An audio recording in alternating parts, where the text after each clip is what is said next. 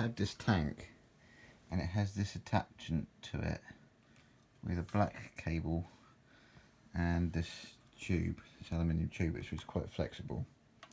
This is going to the bottom here. I've got two power cables that one goes into the power in and one of them is the compressor. I think this is the compressor. This I've only just bought. I've got to fix this properly onto here, but I'm not too sure what this does, and also this won't necessarily go as far around as I need onto the compressor, so I'm not really too sure what to do.